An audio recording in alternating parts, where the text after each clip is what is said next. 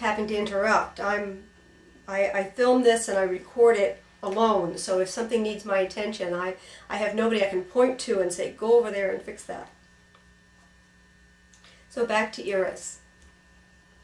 So as one of the most potent forces in the universe, Eros's job is to get us up and moving. That's its purpose, that's its entire point. So Eros gets us started, gets us up, gets us moving, and once that is in motion, once we are moving, then the next step in relationship, and whether that relationship is like I tease big R or little r, relationship with an individual, or relationship with a community, or relationship with your friends, or even on a spiritual level with your work and with God. Once Eros has got you up and running, the next step is to start building love, to start building that steady state, that permanent state in the soul of love. And because Eros' job is to get you moving and get you up and going, it naturally cannot last forever. Eros is like one of those lovely annual plants. It is designed to die so that it has the opportunity to be reborn. In other words, it's, once again, think of it like a flower. Think of it like an absolutely gorgeous flower. The plant stores up this energy and it sends up the shoots and it goes up with this bud and it makes this riotously gorgeous creation. It's not meant to be a permanent state. It's meant to allow itself to be fragile and colorful and beautiful, but then the horse or the donkey or the insect eats it, or the person steps on it. And that's not the end. If the roots that support that plant have gone out into the earth and found nutrition and are ready to either go dormant for a while or just store up and wait until it's ready to send up another flower. So you think of Eros as the flower. It is the penultimate point of some types of creation. But it is not supposed to be a permanent state. So balancing those two, balancing the energy and the glory and the wonder of Eros, and also holding that it is meant to fade and come back. Fade and come back. Eros is a cycle rather than a steady state. So the guide also speaks that Eros is a foretaste of unity. Eros is like an appetizer. Eros, you taste it and it's so wonderful and it's so great that you get a sense of what pure love might be, of what the unitive state might hold for you.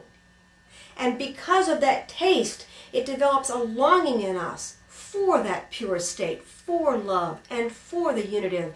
And it propels us to do the craziest things. It propels us to go out and find adventure. It propels us to move to a new location, to take on the difficulties of relationship. With all its beauty, relationship is hard to do. Eros is the one that gets us up in the morning and gets us activated and makes our eyes sparkle and lets us run over those speed bumps in the road that might hold us back. So it serves as a foretaste of the unitive state. It gives us just a nibble of what is possible, bringing out our longing as well for unity.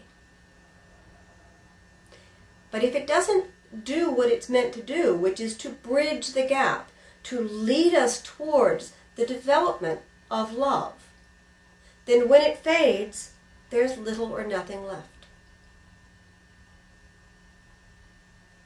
So, Eros alone, what is Eros alone? If sex alone is utterly selfish, Eros alone is analogized as platonic love.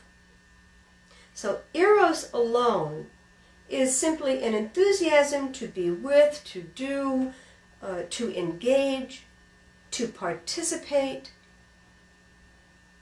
But you can feel it. What happens next? And when Eros fades, and we come back. So if you think of Eros, and Eros leads you out the door to do things. And then when we're done or we get tired or the task is over, we come home. If there's nothing at home in our soul, in our emotional life, if there's nothing at home to come home to, then it can feel like Eros is gone and so is the sun. That without the flower, everything's over, everything's done. And yet if when we exercise Eros, we at the same time begin to build the building blocks, I'm repeating here a little bit, but we're putting together the building blocks of love and relationship. Or, for instance, the building blocks of career and profession.